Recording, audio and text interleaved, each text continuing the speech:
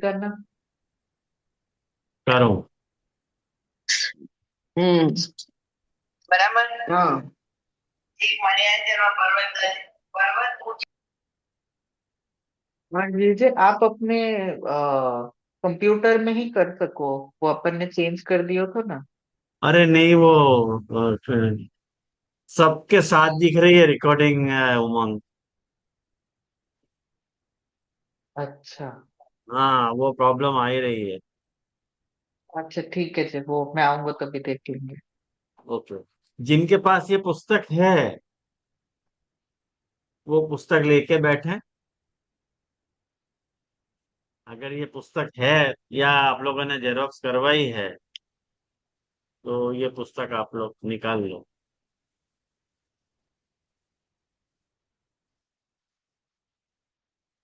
जैसे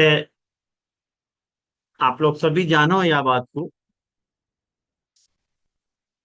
कि अपन श्रीमद् भागवत के साथ नाम रत्नाकर स्तोत्र की संगति कर रहे हैं।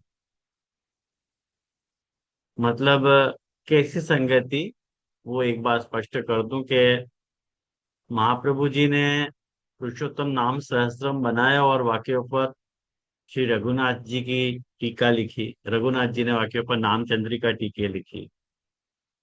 लेकिन रघुनाथ जी ने सारे ही नामन को उद्धरण में श्लोक उद्धृत नहीं किए हैं। कुछ ऐसे अनुद्धृत नाम भी हैं जिनके श्लोक उद्धृत नहीं कर पाए हैं। वो एक्स वाई जेड कोई भी कारण होए वो, बाकी ऊपर अपन मीमांसा नहीं कर रहे हैं। लेकिन जहां तक रघुनाथ जी को प्रश्न है, वो उनने बहुत कम नामन के ऊपर, जैसे आप या में भी आप सप्तम स्कंद में भी आप देखोगे पेज नंबर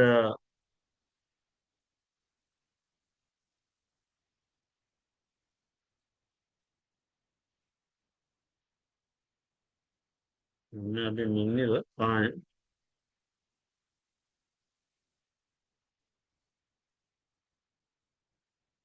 हाँ, पेज नंबर देखो, पेज नंबर 32 पे। पेज नंबर 32 पे जो है सप्तम स्कंद के कुल नाम 66 हैं और रघुनाथ जी ने खाली 13 नामन के संगति बताई है। खाली 13 नाम कौन से अध्याय से आ रहे हैं ये बताए हैं।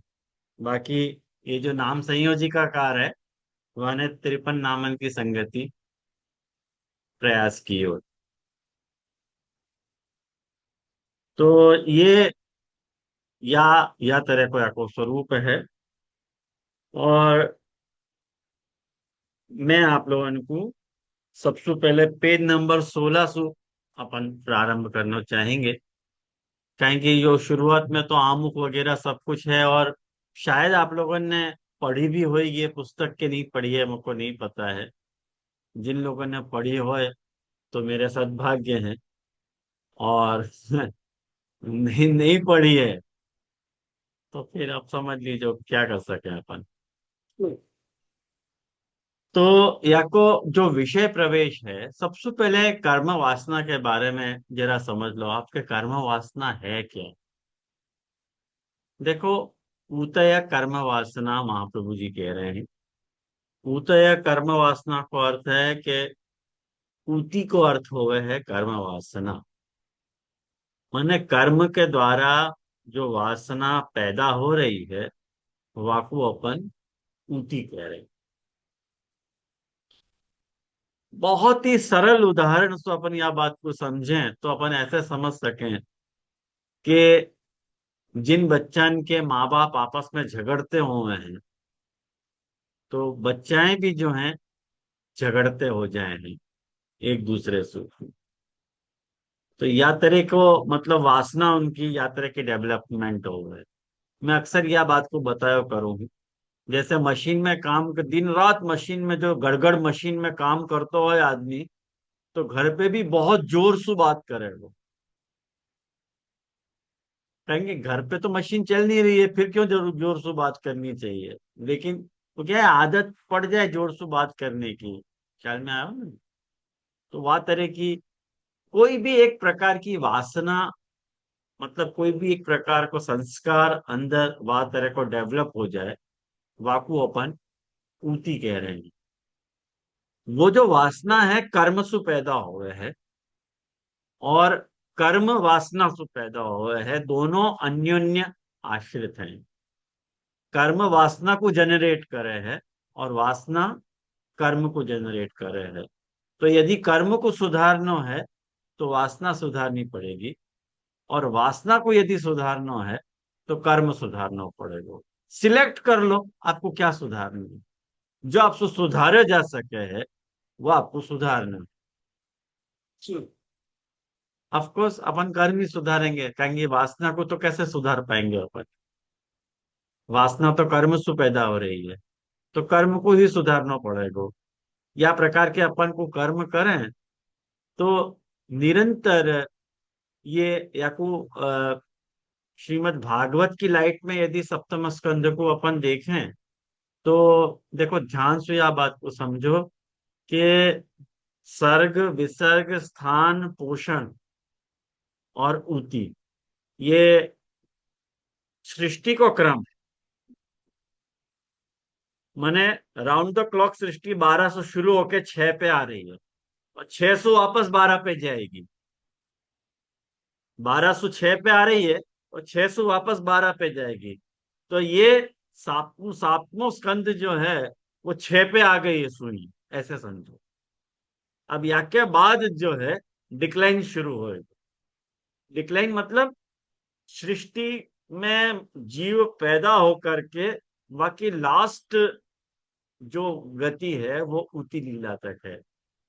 वाक्य बाद आपको डिक्लाइन शुरू हो गए, मनवंतर ईशानु कथा निरोध मुक्ति और आश्रय।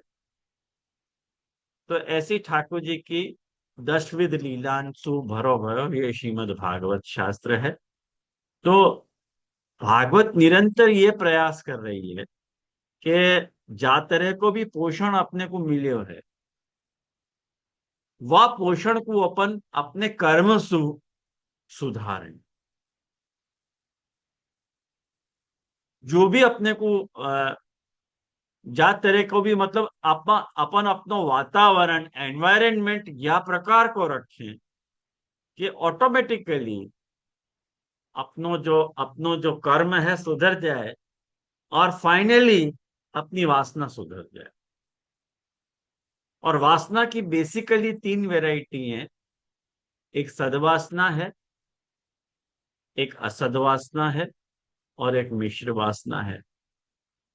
सद्वासना मतलब अच्छी वासना, अच्छो कर्म करोगे अच्छो फल मिलेगा, बुरो कर्म करोगे बुरो फल मिलेगा, अच्छो बुरो कर्म करोगे तो अच्छो बुरो फल मिलेगा। सीधो सो गणित है, यहाँ में कोई आटी गुटी है ही नहीं।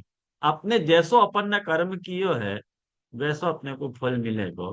तो कर्म सु जो फल मिले, कर्म के कारण अपनी जैसी वासना होगी वही प्रकार से अपने को फल मिलेगा। तो सप्तम स्कंद 15 अध्याय को स्कंद है। तो महाप्रभु जी ने याके या स्कंद के 3 प्रकरण बनाए हैं, सद प्रकरण, असद प्रकरण और मिश्र प्रकरण। माने सद वासना को प्रकरण, असद वासना को प्रकरण और मिश्र वासना को। जैसे अक्सर देवन में सद वासना हुए है, और असुरन में असद वासना हुए है, और मनुष्य जो है वो सद असद को खिचड़ा है, या में यदि सद असद दोनों हुए हैं। अब सप्तम स्कंद के जो शुरुआत के जो 5 अध्याय हैं, भागवत शुरुआत कर रही है असद वासना से, बीच में सद वासना है। शुरुआत की असद वासना है, बीच में सद। 5-5 अध्याय के 3 प्रकरण है, 5 3 15। 5 अध्याय को असद वासना प्रकरण, 5 अध्याय को सदवासना प्रकरण, और 5 अध्याय को मिश्र वासना का प्रकरण, सद असद वासना जाकू। जैसे सद असद वासना मनुष्य की हो गए है, और असद वासना असुरन की हो गए है, और सद वासना देवन की हो गए। मनुष्य जो है माने अपन बीच में है। तो मिश्र वासना को प्रकरण बीच में आना चाहिए ना, लेकिन ऐसा भयो नहीं है। अब क्यों नहीं भयो, या को खुलासा न टीकाकार ने किया है ना महाप्रभु जी ने किया है। खैर, वो इतना इम्पोर्टेंट भी नहीं है। लेकिन अपन भूतल पे रह रहे हैं, तो ऊपर स्वर्ग है, ऊपर देवता हैं और नीचे असुर हैं।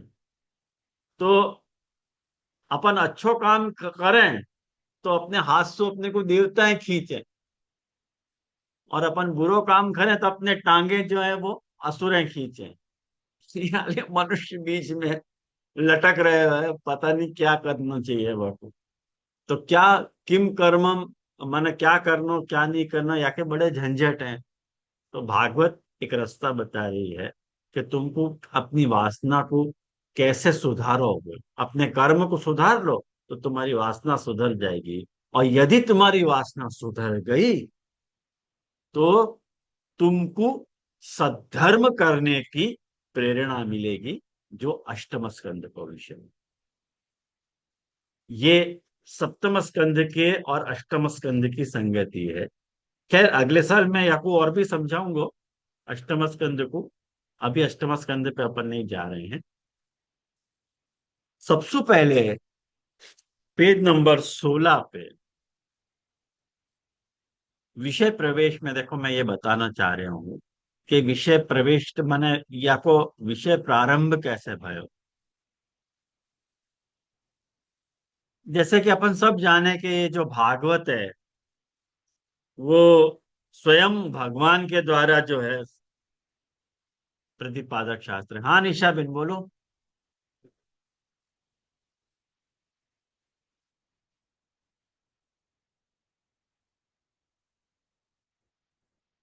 हाँ, दंडवत प्रणाम करो बाबा से। आपने अष्टम स्कंद के साथ संगति तो थोड़ी सी बताई, लेकिन अ, छठा स्कंद के साथ संगति पे प्रकाश करो तो फिर कैसे आ रहा है छठा स्कंद के बाद वो। आप लेट जुड़े थे क्या? हाँ, थोड़ी लेट जुड़ी थी। हाँ तो तो मैं शुरुआत में रिकॉर्डिंग बताया। सुन लूंगी, हाँ रिकॉर्डिंग सुन लूंगी, हाँ कोई बात नहीं। हाँ, हाँ।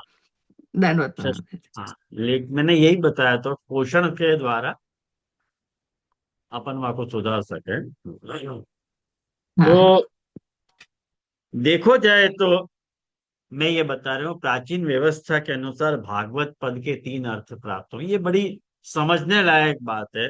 या लिए बकू मैंने विषय प्रवेश में रखो है कि जैसे 3 अर्थ, भागवत के 3 अर्थ फेमस हैं।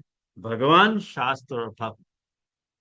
भगवान को अर्थ भी भागवत है, शास्त्र को अर्थ भी भागवत है, और भक्त को भी भागवत कहा जाए कि ये बड़े भागवत है, ऐसे कहा जाए।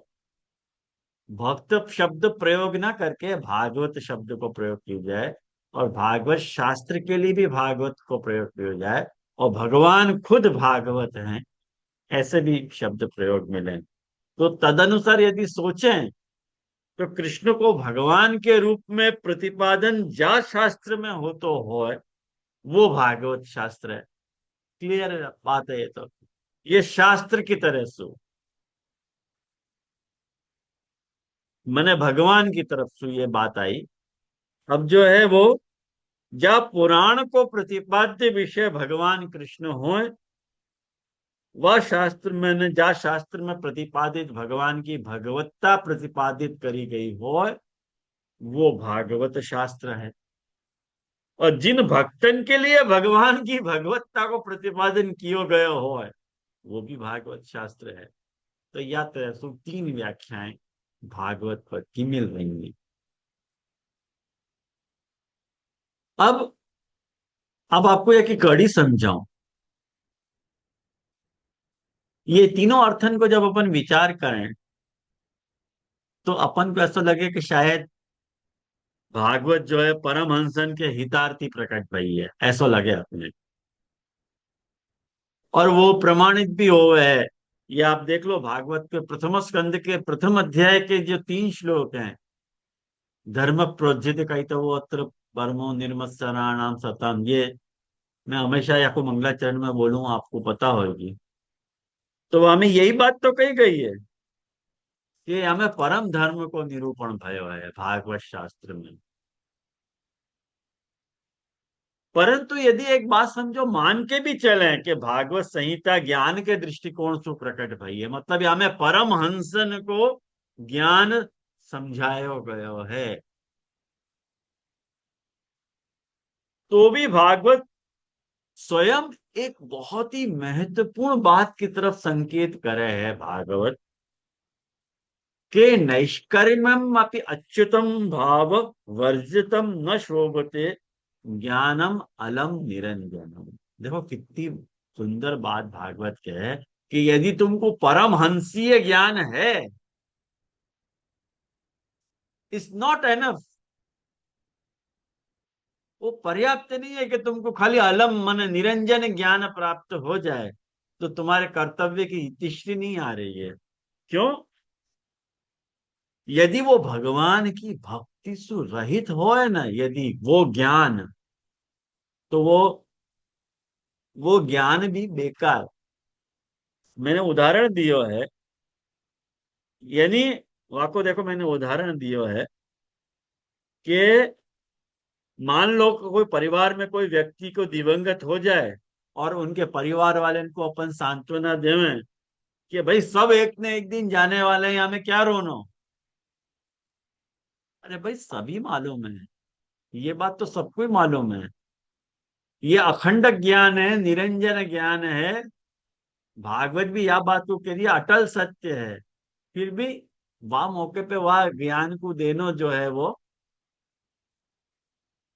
कोई उपयोगी सिद्ध नहीं होने वाला है, उल्टो दुख और बढ़ने वाला। कहने को मतलब क्या है कि केवल ज्ञान जो है, केवल ज्ञान को प्रतिपादन करना भागवत शास्त्र को हेतु नहीं है। केवल परमहंसन के ज्ञान के प्रतिपादन को सिद्ध करना भागवत शास्त्र को हेतु नहीं, इतना क्षुद्र हेतु नहीं हो सकता। यासु कहीं बड़ो हेतु भागवत अपने को बतला रही है, कारण कि भागवत भक्ति की संहिता है। कहेंगे भागवत भक्ति को प्रतिपादक शास्त्र है, या लिए भागवत पद को अर्थ जो है भक्ति, भगवान और शास्त्र तीनों हो। ये बात मैं तो निकाल, यहाँ में कोई को शंका हो तो पूछो बोले, ये जो मैंने अभी बात समझाई, और नहीं तो फिर आगे बढ़ना पड़ा। या लिए भागवत अपने को ये बात समझावे है,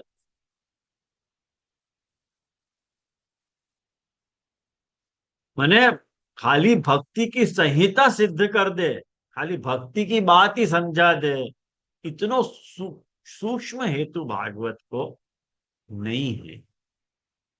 भागवत अपने को क्या बतलाना चाह रही है मेनली, कि जब भगवान से अपन अपनी एकता को अनुभव कर रहे हैं, तो सत्ता सो अद्वैत या चेतना सु, देखो सत्ता सो अद्वैत को अपन अनुभव करें, चेतना सो अद्वैत को अपन भगवान के साथ अनुभव करें कि ये जो मेरी सत्ता है वो भगवान की भी सत्ता है, तो अद्वैत हो गया क्या नहीं? ये जो मेरी चेतना है वो भगवान की चेतना है, तो अद्वैत हो गया क्या नहीं? हो गया। लेकिन भागवत यासु में बढ़ के एक बात कहना चाह रही है कि केवल या में ही अद्वैत को अनुभव मत करो, तुमको जो तुम्हारे जीवन में मिलते भय जो दुख या सुख हैं, उनमें भी तुम भगवान के साथ अपनी एकता को जब अनुभव कर रहे हो, तब तुम्हारी जो वासना है सुधरे। ये बात मुख्य भागवत को सप्तम स्कंध के माध्यम से कही। अपने सुख दुखन की एकता को भी भगवान के साथ अनुभव करो। अपन को लगे दुख सुख अपन भोग रहे हैं और वो ऊपर बैठो सातवें आसमान पे कोई एक अलग कोई रियलिटी है जो अपन से अलग है, नहीं। ऐसा नहीं है।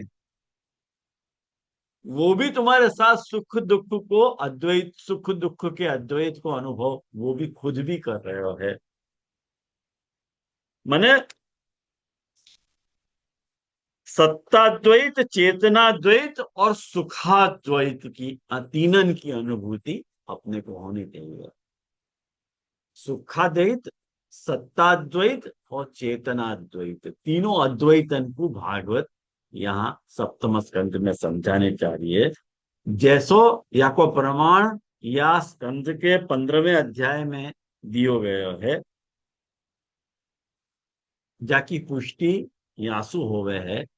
अपन ये सहस्त्र शीर्षा पुरुषा जो श्लोक है ज्येष्ठा विषय को, वहां में यही बात समझाई गई। आप लोग अनुवाद पढ़ लोगे तो बात आपको समझ में आ जाएगी कि सृष्टि में जो भी कुछ घटित हो रहे है या होएगो या भयो है, वहां में वो भगवान भी साक्षी रूप से मौजूद होतो है। कहेंगे वाके अलावा सृष्टि में कोई और है कौन? वो खुद है। माने अपनी लीला के लिए ये जगत बनाया है, जड़ जीव और जगत की निर्मित करी है। या के लिए ये बात को अपन को भूलना नहीं चाहिए। या लिए निष्कर्ष रूपेण हम यह कह सकते हैं कि जिन सांसारिक विषयों से हमें सुखानुभूति होती हो, उसे हम अपनी सात्विक बुद्धि का विषय बनाते हैं। जिससे हमें दुखानुभूति होती है, उसे हम तामस बुद्धि द्वेष का विषय बनाते हैं। और जिन विषयों से ना तो सुख या दुख का अनुभव हमें होता है, अनुभूति नहीं होती, ऐसे विषयों को हम राजस बुद्धि का विषय बनाते हैं। यहाँ यह विचारणीय है कि हमने जीवन में किसी भी अनुभूति को इन त्रिकोणों के परिप्रेक्ष्य में स्वीकारना सीखा है। अतः हम अपनी अनुकूल और प्रतिकूल वेदनाओं को जानकर ही अपने व्यवहार को नियंत्रित करते हैं। देखो, ये सारी बातें जो अब तक मैंने आपको बताई, ये सारी बातें काका जी के प्रातस्मरणीय जो श्याम मनोहर जी काका जी हैं, उनको जो सप्तम स्कंद पे भागवत को प्रवचन भयो तो वहां में सु मैंने ये बात सारी सार के रूप में उद्धृत यहाँ करी है। विशेष जिनको भी जिज्ञासा हो वो वह लेक्चर को सुन सके हैं। जाके बाद अपन जो मैं ये जाके बाद की जो भी बात है, वो मेरी विचारी हुई बात है जो मैं आपके साथ शेयर कर रहा हूँ। अब तक मैंने आपको जो भी समझाया वो मैंने भूमिका के रूप में आपको ये बात समझाई कि जैसे एक बात समझो कि जासु अपने को सुखानुभूति हुए है, जैसे हमें कही अपने को स्नेह वासु अपने को स्नेह हो जाए, जासु अपने को दुखानुभूति होए, वासु अपने को द्वेष हो जाए, और जासु न सुख होवे न दुख होवे, वासु अपने को उपेक्षा का भाव देवे। अपनी सारी भावनाएं अपन ने इन तीन त्रिकोण के परिप्रेक्ष्य में ही सीखी हैं। अपन ने ये कभी नहीं सीखी है कि अपनी सुख या दुख को विषय स्वयं भगवान भी हैं। वो अपने संग सुख भी भोग रहे हैं और अपने संग दुख भी भोग रहे हैं। ये बात अपन ने सीखी नहीं है, जो भागवत अपने को अब सिखला रही है। जा दिन जा क्षण जा काल में तुमको ये बात अनुभव हो गई कि तुम्हारा सुख जाको तुम भोग रहे हो, वो भगवान भी तुम्हारे साथ सुख भोग रहे है। जा बखत तुम दुख भोग रहे हो, भगवान भी तुम्हारे साथ वह दुख को भोग रहे है। तब तुमको जो है वह भगवान के साथ प्रेम हो। और एग्जैक्टली भक्ति है क्या? आप विचार करो। अपनो सेवा को जो सारी सेंट्रल आइडिया है, वो यही बात के ऊपर तो केंद्रित है कि अपन अपने सुख को ठाकुर जी के साथ शेयर कर रहे हैं, अपने दुख को ठाकुर जी के साथ शेयर कर रहे हैं। कि जैसे मोको या बात तो दुख हो रहा है तो अपन ये सोच रहे हैं कि हाँ ठाकुर जी को भी या बात तो दुख हो रहे।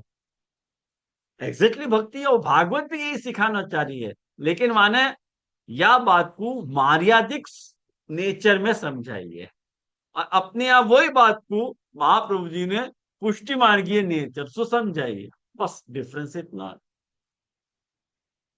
महाप्रभु जी या लिए या बात को तो है।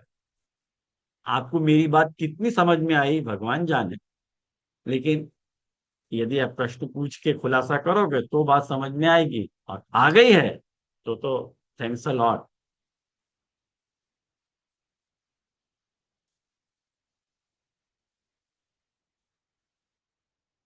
अब ये बात देखो पेज नंबर 24 पे। हाँ बोल भाई। फिर हमें कौन से प्रकार के सुख दुख लेने हैं? हैं? कौन से प्रकार के सुख दुख आएंगे यार? जो भी सुख आ रहे हैं और जो भी दुख आ रहे हैं, जिनसे तुमको सुखानुभूति हो रही है और जिनसे तुमको दुखानुभूति हो रही क्योंकि ये सुख दुख बाद में विषय तो इंद्रिय के है, तो मतलब वो है। तो ठाकुर हमें जी इतनी को घबराने की क्या बात है? नहीं नहीं, घबराने की बात नहीं है जी, मतलब समझने की कोशिश कर रहे हो कि ये एक तो लेवल वहीं क्वेश्चन से को। स्टार्ट होएगा ना उमंग। बात सही है आपकी, हाँ। तू एकदम से कैसे कोई सो एक्सपेक्ट कर सके कि जो भी मुझको सुखानुभूति होती है अलौकिक ही होनी चाहिए? हाँ हाँ, वो बात तो एकदम सही है आपकी। तो फिर करेक्ट। तुमको लेवल से उठते उठते टाइम लगेगा। स्टार्ट यहां से करो। गोल वो है। अपने आप तुम कोई जाति या बात को तुम स्वभाव बनाओगे या तरह की वासना को डेवलप करोगे। देख वासना पे जा रही है बात। हाँ जब बखत तुम या बात को वासना बनाओगे कि नहीं ये मेरो सुख प्रभु भी भोग रहे हैं और मेरो दुख प्रभु भी भोग रहे हैं, तब जाके तो तुमको प्रभु से प्रेम होएगा नहीं तो होएगा कैसे? ठीक तब है। तुमको उपेक्षा को भी भाव जगेगा। जाने दो मेरे साथ तो मेरा प्रभु है ना। हाँ मैं काय को चिंता करूं? देख भक्ति अपने आप बन रही है अपने जीव में। कैसे भागवत कितनी सरलता सु अपने में भक्ति को स्वभाव जनरेट करे है। सप्तम स्कंद का मैंने अपने कर्म को सुधारने सु अपनी वासना में सुधार आवे, वो सदवासना बने। और असद वासना सद्धर्म के द्वार को खोले है। असद जब तक तुम्हारे अंदर मिश्र वासना है या असद वासना है, तब तक तुमको सद्धर्म को महात्म ख्याल नहीं आएगा। भाई पुष्टि हो गई, तुमको कृपा हो गई तुम्हारे ऊपर, तुम्हारो पोषण हो गयो। तो एक बार पोषण के बाद जो डेवलपमेंट है, कहीं की जीवन चलती का नाम गाड़ी है, तो गाड़ी तो चलती रहेगी ना आगे। तो आगे अपना जीवन को कैसे मेंटेन करना हो, बाकी लिए दैनंदिन व्यवहार में अपन को सुख दुखन से टकराना पड़ेगा। और जब अपन सुख दुखन से टकराएंगे, तो अपन को एटमॉस्फेयर कौन से प्रकार को अपन रखें ताकि अपने में सद्धर्म को करने की मानसिकता जगे। ये भागवत को गोल है। यानी मैंने तुमको ये बात बताई कि भागवत को खाली भक्ति को प्रतिपादन इतना सूक्ष्म हेतु नहीं है। वास्तु कहीं बढ़ के तुम्हारे सुख दुख में वो प्रभु, वो भगवान सहभागी है, या बात की फील जीव करानो भागवत को मेन प्रयोजन है। आया ना ख्याल में तेरे को? हमें बाद में अगर पुष्टि दृष्टिकोण से लेना है तो महाप्रभु जी ने जैसे ब्रह्म में समर्पण की बात करी है, तो सुख दुख एग्जैक्टली वही को भी मैंने कहा था। समर्पण।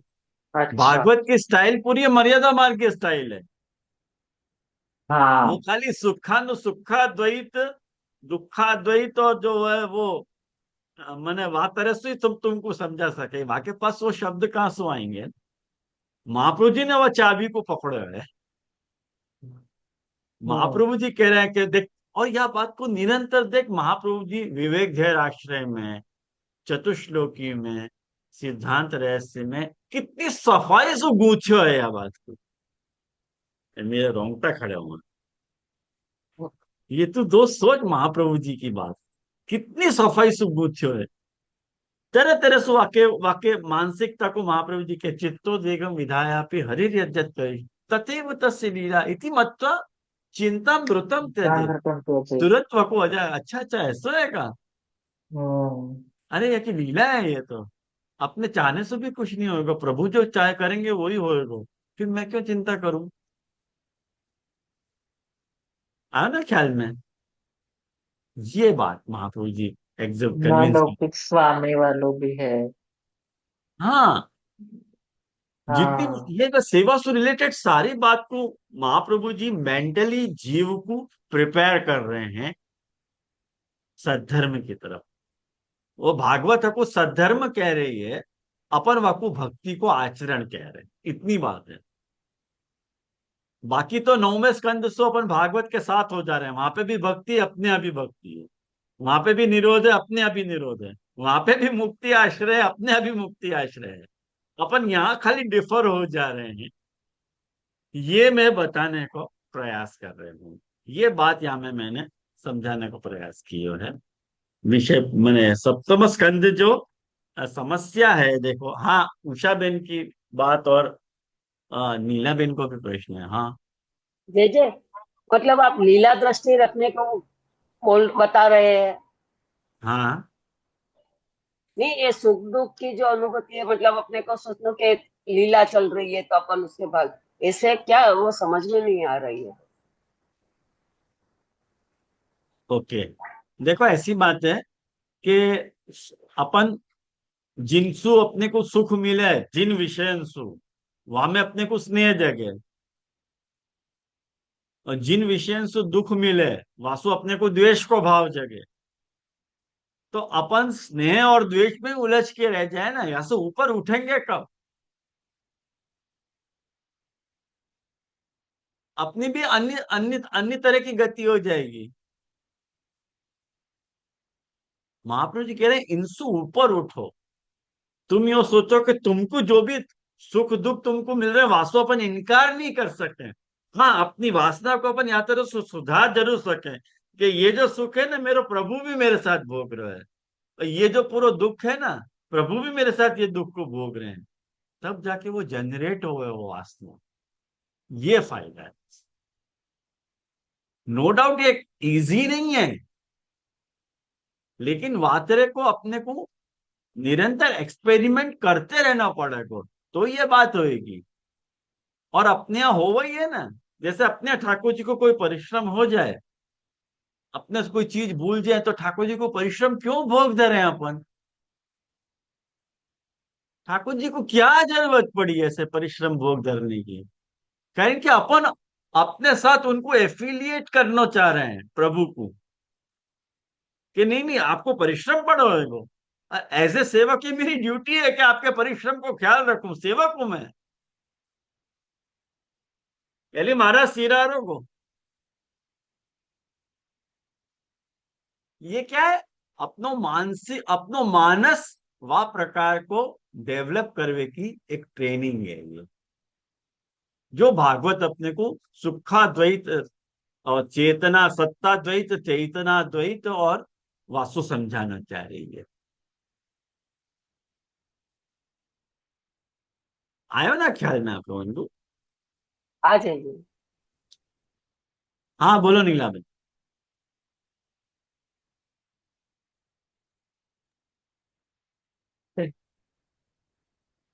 नीलाबेन અનમ્યુટ નથી તમારું. नीलाबेन અનમ્યુટ નથી તમારું.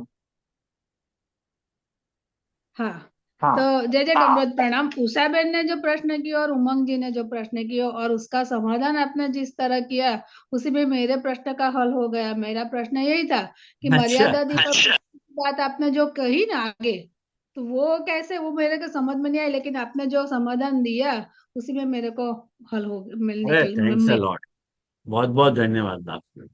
धन्यवाद प्रणाम जय जय। तो अब देखो सप्तम स्कंद की समस्या क्या है, यह बात को देखो ध्यान से समझो कि सप्तम स्कंद की समस्या बेसिकली है क्या।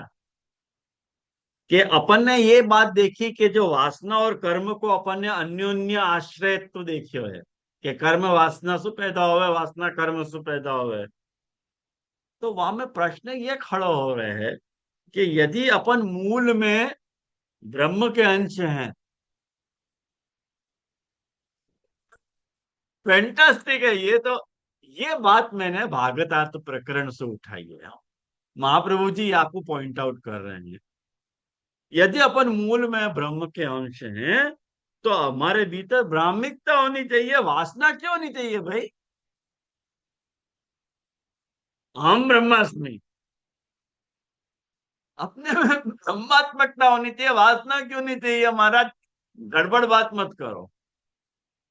और यदि अपने भीतर वासना भरी भई है तो अपन वासना से उत्पन्न भय के ब्रह्म से उत्पन्न भय हैं। ये बेसिकली समस्या सप्तम स्कंद की है। और यदि ऊपर गई बातन पे विचार करें तो एक जंग सी छिड़ जावे, क्योंकि एक तरफ प्रभु विषय रूप में विषयवत व्यवहार कर रहे हैं और दूसरी तरफ देव असुर मनुष्य को रूप धारण करने वाले भगवान देवन को पक्ष क्यों ले रहे हैं?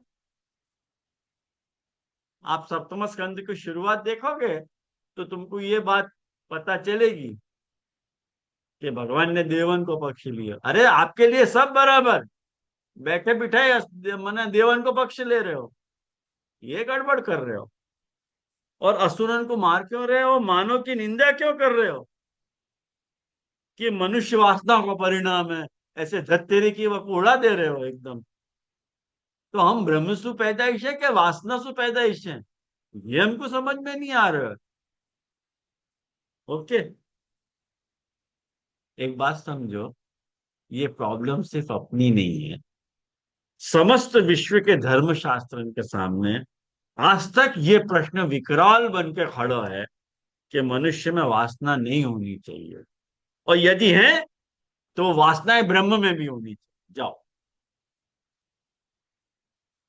नथिंग, ब्रह्म में भी वासना होनी चाहिए। अपन ब्रह्म की औलाद है कि नहीं, तो ब्रह्म में वासना है कि नहीं, कि नहीं ब्रह्म में नहीं है, तो फिर हम ब्रह्म की पैदाइश कैसे? और या प्रश्न को अपन टाल देवे कि वासना कर्म सु आई और कर्म वासना सु। अब ये पूछो जाए कि दोनों कहां सु आए, तो जवाब हो कि एक दूसरे सु, तो या कि था नहीं मिले। परिणाम स्वरूप सदियन सु मूल में ये अब्रह्मवादियन में इन दोनों वादन में बहस छिड़ी गई है। जो अब्रह्मवादी हैं उनमें ये बहस छिड़ी गई है। प्रथमतः ये कि क्या ये जगत नियति के आधार पे बने हैं। मुझको लगे कि आज पूरा होएगा कि नहीं होएगा मुझको पता नहीं, लेकिन कर लेंगे जितना हो जाएगा, अपन कर लेंगे आज, है ना। ट्रैवल नहीं है, आप आराम से कीजिए।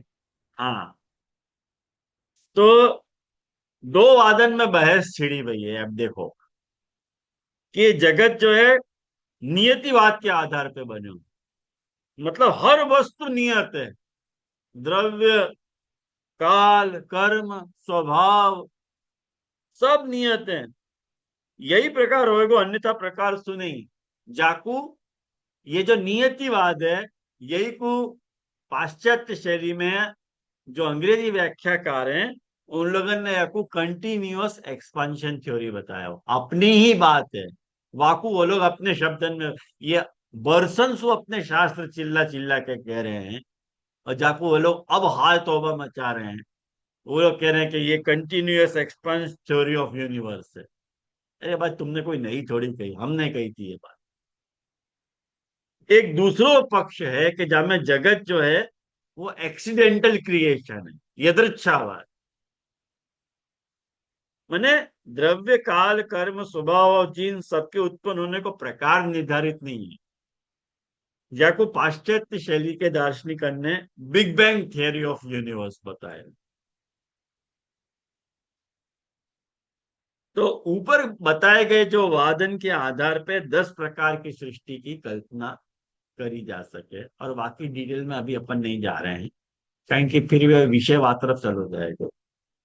अपन सप्तम स्कंदगत जो समस्या है वह के समाधान की तरफ जा रहे हैं।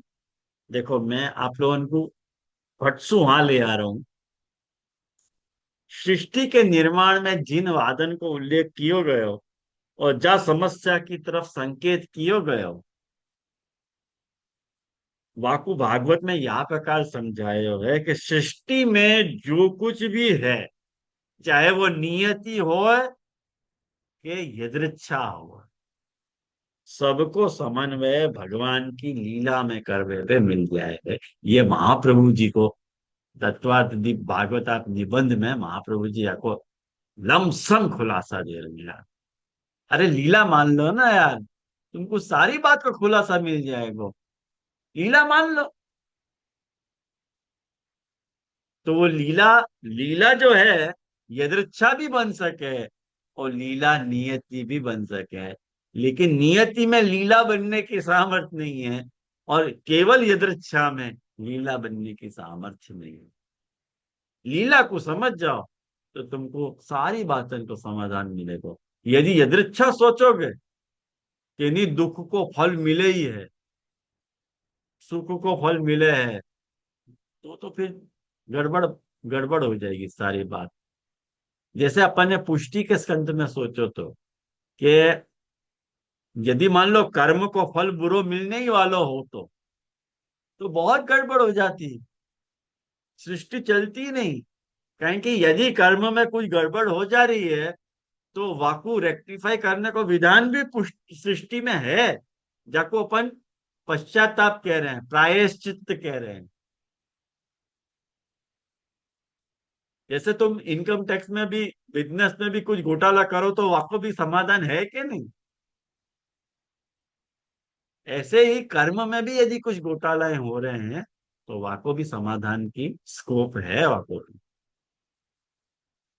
यानी लीला में यदि वाको कल्मिनेट कर दोगे, जो भी चीज तुम्हारे साथ घटित हो रही है वाको तुमको समाधान मिल जाएगा। क्योंकि सदसद मिश्र को एकत्व जैसे भागवत प्रकृति में ढूंढे है, ऐसे ही चेतना को एकत्व जैसे भागवत अक्षर में ढूंढे है, ऐसे ही भागवत क्या है कि लीलात्मक नियति और लीलात्मक यदृच्छा। ये भागवत को स्टैंड है, फैंटास्टिक स्टैंड है भागवत को। भागवत ज्ञान मार्गी दृष्टिकोण से भागवत ये बता हुआ है कि नहीं नहीं, अक्षर से सारी सृष्टि पैदा हुई है, ठीक है। वो चेतना को एक तो तुम वहां में बता रहे हो, और लेकिन तुमको यदि भागवत समझनी हो तो भागवत या चीज पे एम्फोसिस करना चाह रही है कि ये लीलात्मक नियति है और लीलात्मक यदृच्छा है। क्योंकि प्रत्येक नियम को कोई अपवाद अवश्य हुए है, और प्रत्येक अपवाद कोई ना कोई नियम कोई हुए है। यानी कोई भी नियम अपवाद रहित हो नहीं सके और कोई भी अपवाद नियम रहित हो नहीं सके है। यानी प्रभु कर्मात्मा भी है और प्रभु वासनात्मा भी। वासनात्मा सु लीलात्मक है और कर्मात्मा सु जो है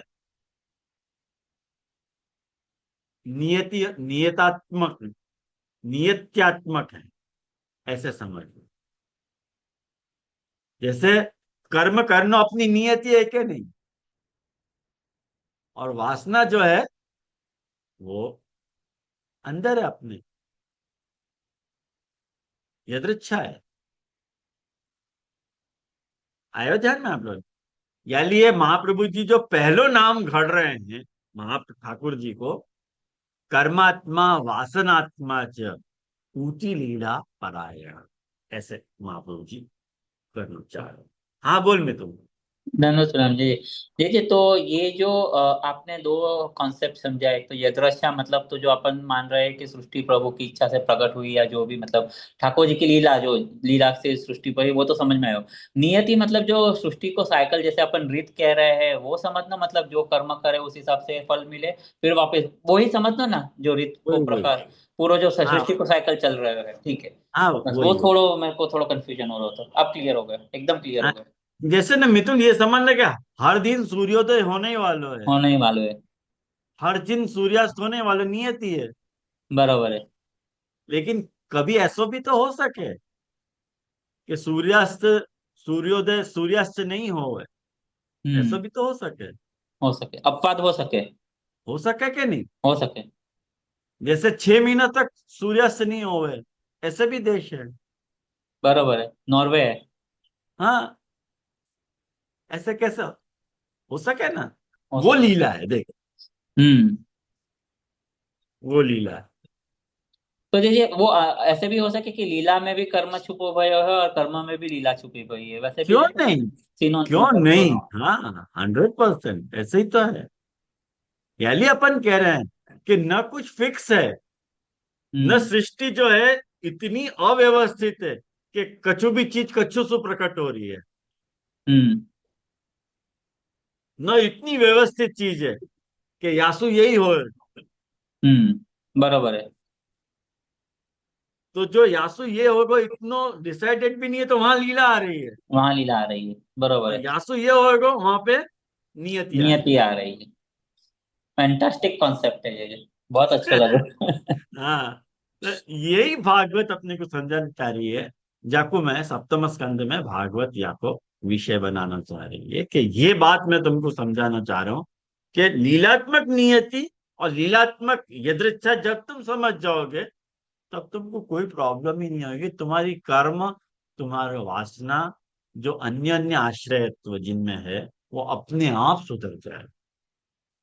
बहुत ही वास्ट, बड़ो दृष्टिकोण है मितुल। या मैं आपको इतने तुमको लेवल पे समझा रहा हूँ, ये बात बहुत बड़े लेवल की बात है। अब सप्तम स्कंध को जो अर्थ है, पेज नंबर 29 पे, पिछले स्कंद में 3 प्रकार की सृष्टि की पुष्टि को वर्णन किए गए हो। ये मुझको लगे निशा बेन जो पूछ रहे थे, वो आपको देखो खुलासा यहाँ आ जा रहे हो। अर्थात अजामिल के कर्मन को, इंद्र की मृत्यु को और मरुतन के स्वभाव को लोप करने वाली पुष्टि को वर्णन किया गया। अब यहाँ या स्कंद में 15वें अध्याय से ऊती लीला को निरूपण किया गया। जैसे एक बात समझो कि काल, कर्म और स्वभाव को बाध करना पुष्टि है। मतलब जा काल में तुमको जो फल मिलना है, और जा कर्म से तुमको जो फल मिलना है, और जा स्वभाव के कारण तुमको जो फल मिलना है, वो न मिल करके ठाकुर जी वहां इंटरफियरेंस करके तुमको कह देंगे नथिंग डूइंग, कुछ भी नहीं, या कोई ये फल दे दो। ये दृच्छा है कि नहीं? ये दृच्छा आ गई। जैसे महाप्रभु जी ने कही क्या, 1000 जन्मन तक मैं वाको अंगीकार नहीं करूंगा, रामदास के लिए कह दी। और सपना में भुगतवा लिए कि नहीं? तो ये दृच्छा हो गई कि नहीं? लीला है भाई ये। लीला समझोगे तो कोई भी कंसेप्ट को समझना डिफिकल्ट नहीं रहेगा। जब तक तुमने लीला को पक्ष छोड़ो और नियतिवाद के और यदृच्छावाद के चक्रव्यूह में फंस गए, तो फंस ही जाओगे, फिर निकल नहीं जाओगे, निकल नहीं सकोगे बाहर। या लिए देखो, एक बात यहाँ पे समझाई जा रही है। महाप्रभु जी कह रहे हैं कि यदि भगवान कोई पे कृपा कर रहे हैं, देखो ध्यान से सुनियो, ये बात बहुत इंपॉर्टेंट है। यदि भगवान कोई के ऊपर कृपा करें, तो उनको पक्षपात क्यों समझो जा रहा है? जो अपन सप्तम स्कंद की समस्या में ये बात उठाई थी,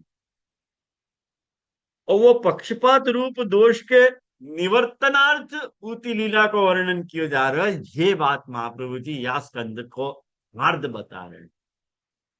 वो आक्षेप प्रभु पे नहीं आवे है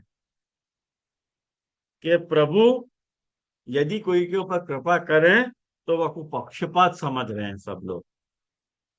वो आक्षेप नहीं आवे, कभी भी महा ठाकुर जी पक्षपात करे ही नहीं। कारण कि भगवान को न देव पे और ना ही दैत्यन पे द्वेष है, फिर भी प्रभु पक्षपात करें, ये तो कोई यदि विचार ले ना, वाके लिए या स्कंद में भगवान के द्वारा रचित वासना को निरूपण पाए।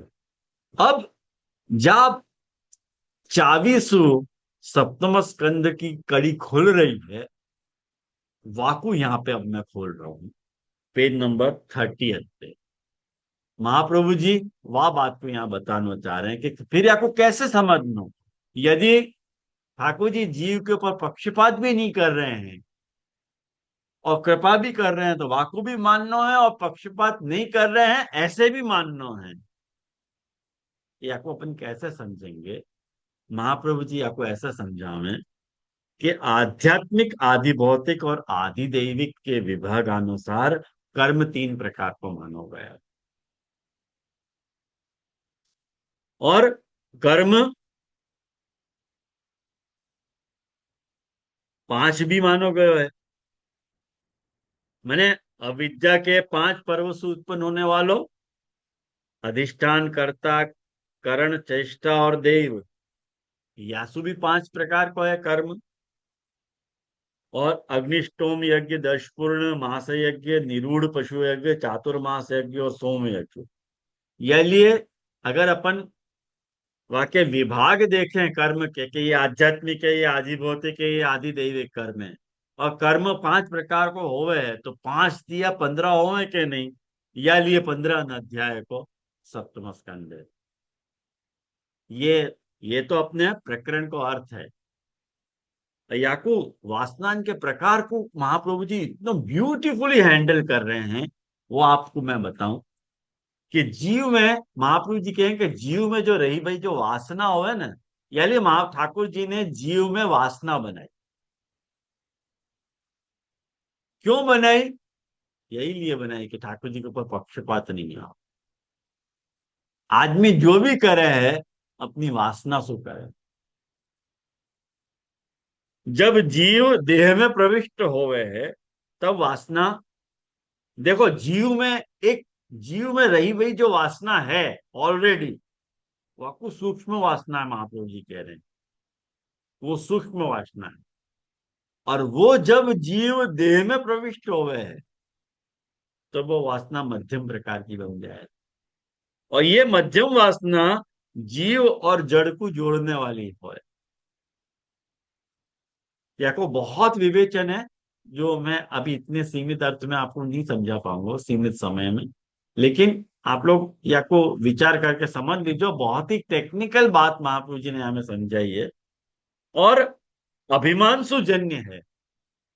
कहें कि जैसो अपना अभिमान होएगा वासना वैसी तो बनेगी। अपन जहां हैं, जैसे हैं, जा प्रकार सु हैं, वाक्य संयोग से वो वासना जनरेट हो रही है। पहले सूक्ष्म वासना है, जैसे एक सीधी से मैं तुमको खाली उदाहरण दूंगा, खाली संकेत करूंगा कि जैसे महा ठाकुर जी ने पहले डिसाइड करियो कि ये पुष्टि, प्रवाह और मर्यादा को जीव है, वहां में वह प्रकार की वासना है।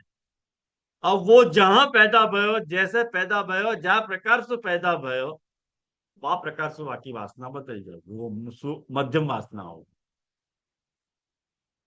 एक उदाहरण के तौर पे आपको बता रहे। तो ये जीव संबंध वाली सर्व को हित करने की इच्छा से भगवान द्वारा रचित जाननी चाहिए। या जीव को दैव दैत्य बनाकर दोनों को हित करूंगा, ऐसी भगवत इच्छा सु जब जीव पर ब्रह्म सु विचरित हुए हैं, तब जीव में रही भई वासना को सूक्ष्म जानना। और जीव जब अपनी देव रूप अथवा दैत्य रूप देह को अपनी जाने हैं, तब तत्त देहाभिमान रखने वालों जीव व देह में प्रविष्ट हो गए हैं, जो कि मध्यम वासना का प्रकार है। और यह प्रकार दोनों की वासना को संबंध स्थापित होने पे सात्विक इत्यादि कर्म करने की शक्ति जीव में आवे है, ऐसो महाप्रभु जी को मत। मैंने पूरे भागवतात प्रकरण को जो 10-12 कालिका है ना, उनको सार लेके ये बात लिखी है। ऐसी व्यवस्था को ध्यान में रखे भगवान जब कोई एक जीव पर पुष्टि करे हैं और दूसरे जीव को अनिष्ट करे हैं, तब उनमें पक्षपाती होवे को दोष दृष्टिगत होवे है। परंतु जीव की वासना के अनुसार यदि कल्याण इत्यादि करें तो प्रभु के दोष की निवृत्ति हो जाए। अतः भगवान पक्षपाती हैं, ऐसो तो केवल बहिर्मुख विचार है। तीसरी वासना कर्म से उत्पन्न हो गए, जो मन में हो गए या मन के संबंध वाले। अब जहां वातावरण में रह रहे हैं ना अपन, वह प्रकार सु तीसरी वासना कर्म सु पैदा। एक सूक्ष्म वासना है, एक मध्यम वासना है और एक कर्म की वासना है। ऐसे 3 प्रकार की वासना है। सूक्ष्म वासना इनबिल्ट इनहेरेंट हो गए है, मध्यम वासना जब जीव को देह के साथ संबंध हो गए है तब हो गए है, और तीसरी वासना कर्म जब अपन करें वासु पैदा हो गए। ऐसे वासना के 3 प्रकार, 3 प्रभेद आ रहे हैं। अब तुम जा हिसाब से भी कर्म कर रहे हो, वहां में जा देह से तुम कनेक्टेड हो, वहां को भी बहुत बड़ा रोल है। जो कर्म कर रहे हो वहां को भी बहुत बड़ा रोल है, और वहां में ठाकुर जी क्या करे? ठाकुर जी तो कुछ नहीं कर सके ना हम। ख्याल है? या लिए मैंने यहाँ में नीचे लिखा, देखो, महाप्रभु जी के द्वारा विरचित जो तत्वार्थ दीप निबंधांतर्गत भागवतार्थ प्रकरण को सारांश, ये मैंने पूरा सप्तम स्कंद के बारे में या कोई यहाँ बताया है। और वाक्य बात मैंने चार्ट दे दियो है कि जो ऊटी लीला है, कर्म वासना है, वो कर्म वासना जो है कैसे कैसे है। असद वासना के 5, सद के 5 और मिश्र के 5, ये तीनों आध्यात्मिक, आधि भौतिक और आधि दैविक, ऐसे 3 प्रकार की हो है, तो 15 अध्याय हो रहे हैं यहाँ पे, या 1315 अध्याय हो रहे हैं। बराबर है? तो सप्तम स्कंद में या दंशु पूरो सप्तम स्कंद आपको समझना है। बाकी तो मुझको हमें लगे नहीं कि कुछ हमें एक्सप्लेनेबल है। जो मेन पार्ट, जो इंट्रोडक्शन है, तो वही हमें समझने लायक है, तो जो मैंने आपको समझाया हो। और एक बात मैं आप लोगों के साथ और शेयर करना चाह रहा हूँ, वो बात ये है वैष्णव कि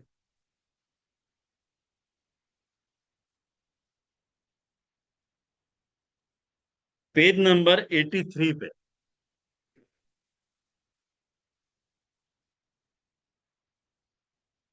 पेज नंबर 83 पे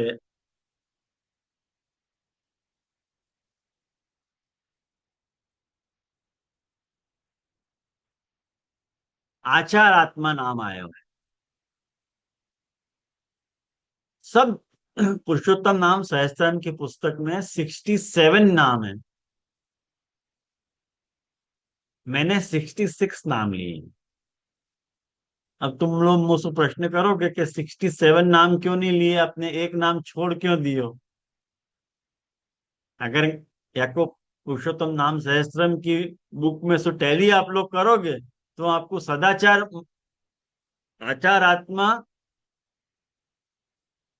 सदाचार, ऐसे भी अर्थ आएगा। सदाचार नाम भी सप्तम स्कंद के अंतर्गत ही काउंट किए गए हैं। मैंने वह एक्सक्लूड किए है, निकाले। वह को कारण मैं समझाना चाह रहा हूँ कि यह नाम के संदर्भ में ये समझ लें कि यह नाम संपूर्ण स्कंद में अन्वित है।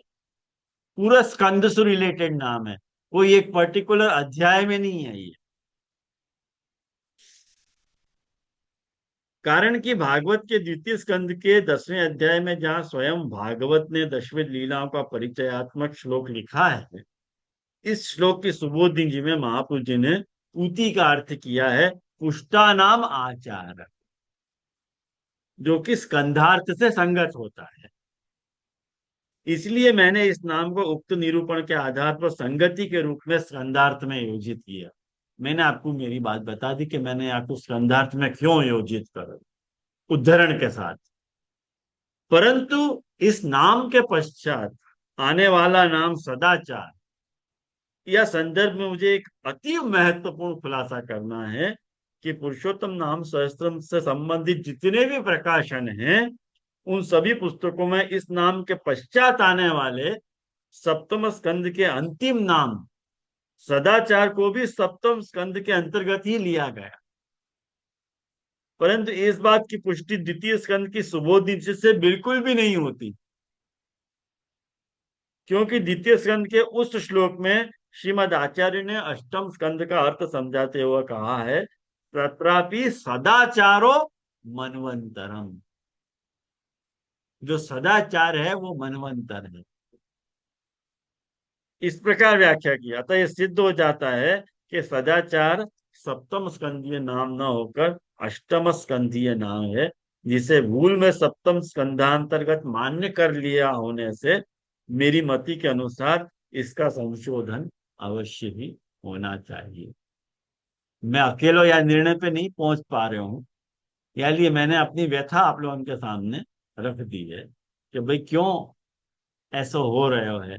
महाप्रभु जी ने जब सदाचारो मनवंतरम कहो है, तो सदाचार नाम को सप्तम स्कंद में क्यों जोड़ रहे हो? वो अष्टम स्कंद में रहने दो, क्योंकि अष्टम स्कंद मनवंतर लीला है, तो ये नाम वहां से रिलेटेड है, तो वह व्यर्थ में क्यों यहाँ में रखना।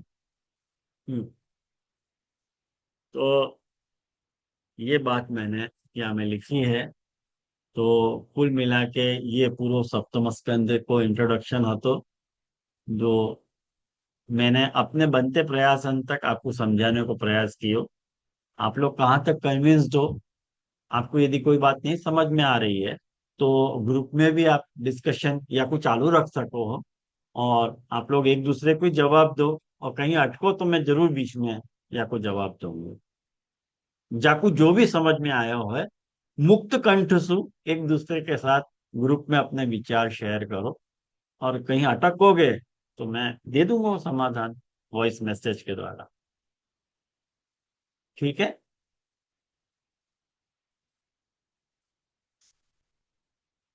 यहाँ रखे। अगले गुरुवार से फिर अपन गोपी गीत को प्रारंभ करेंगे। तो आज यहाँ पे आके पूर्णाहुति करेंगे सबन को। या वर्ष की दीपावली के आप लोगों के जो भी अंधकार हैं, हृदय के जो भी अंधकार हैं, वो महाप्रभु जी के दिव्य सिद्धांतन के प्रकाश असु ओतप्रोत हो जाए, ऐसी मेरी सब मनोकामना है। और महाप्रभु जी के चरणारविंद में विनती करूं कि या प्रकार तुम मेरे से सेवा लेते रहे। अगले वर्ष जो है अष्टम स्कंद पे अपन विचार करेंगे, या कि प्रेरणा को महाप्रभु जी देवे हैं और कोई तो। बाकी यात्रा व्याख्या करना भी अपने आप में एक बहुत बड़े साहस की बात है। क्योंकि कोई पूर्वाचार्य को या मैं वचन को मेरे पास आधार नहीं है कि जाके सहायता लेके मैं व्याख्याएं कर सकूं। या लिए डर भी लगो रहे कि कहीं मैंने अन्यथा व्याख्यान तो नहीं कर दियो है। तो वह डर को मन में रख के ही आप लोग मेरे प्रति सिंपति रखोगे कि यदि कोई गलत भयो भी है तो वो मेरी भूल होगी, ऐसे मैं मान के आप लोगों के सामने यह बात को निवेदन करता। तो रखें अपन यहाँ आश्रय को पद करें।